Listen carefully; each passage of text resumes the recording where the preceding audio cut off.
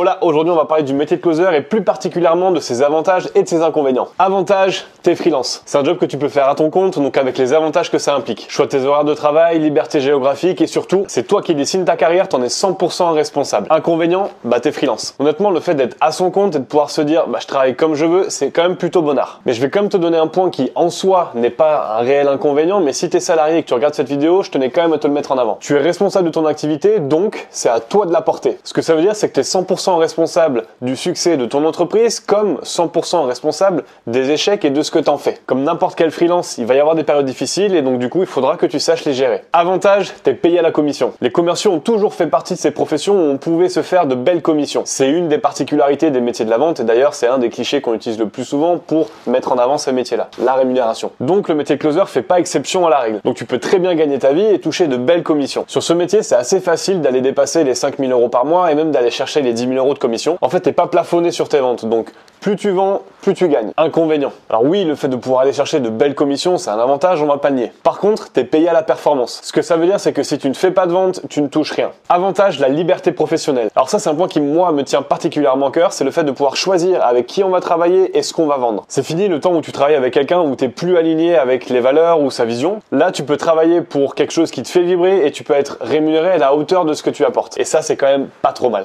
Inconvénient, tu vas avoir affaire à des personnes qui sont, pour la plupart du temps, entrepreneurs. Alors là, l'avantage, c'est que tu vas être avec des gens qui ont choisi de ne pas suivre le modèle du salariat. Par contre, ce que ça va impliquer, c'est des nouveaux codes. Donc tu vas évoluer dans un monde avec des codes différents et le monde de l'entrepreneuriat n'est pas du tout le même que le monde du salariat. Ce que ça va te demander, c'est donc de changer ton état d'esprit. Avantage, choix de tes horaires de travail. Tu es à ton compte, donc tu décides de quand et comment tu veux travailler. Et ça, c'est un avantage parce que tu vas pouvoir réconcilier ta vie pro et ta vie perso. Ce que ça veut dire, c'est que tu vas pouvoir développer ton activité tout en prenant le temps de faire ce qui est important pour toi. Inconvénient? Alors oui, sur le papier, tu choisis tes horaires de travail. Par contre, rappelle-toi d'une chose, tu es entrepreneur et tu es payé en fonction de tes ventes. Ce que ça veut dire, c'est que moins de temps tu prends pour prendre tes appels, moins tu as de chances et d'opportunités de faire des ventes et donc moins tu as d'opportunités de toucher des commissions. Avantage, la liberté géographique. Le métier de closer, il se pratique en remote. Alors ce qu'on appelle remote, c'est juste le terme sexy pour dire travail à distance. Tu travailles de ton téléphone et donc tu as juste besoin d'une bonne connexion pour pouvoir échanger avec tes clients. Donc que tu veuilles prendre ton appel à Miami, à Londres, à Bali ou même plus exotique à Tulle, tu peux. Inconvénient? Bon alors déjà il y a une chose, oui tu peux travailler de l'étranger. Par contre il y a un truc qui s'appelle le décalage horaire. Donc si tes clients sont en France, j'espère que tu aimes te lever tôt pour prendre tes appels. Et ensuite je l'ai dit, tu travailles de ton téléphone en remote. Donc si ton plaisir c'est d'échanger en face à face avec des clients et d'être en présentiel et d'avoir cette énergie là, là tu risques d'être déçu. Avantage, une nouvelle manière de vendre. Oublie le loup de Wall Street ou la vente agressive. Tu détestes les commerciaux ou les vendeurs de tapis?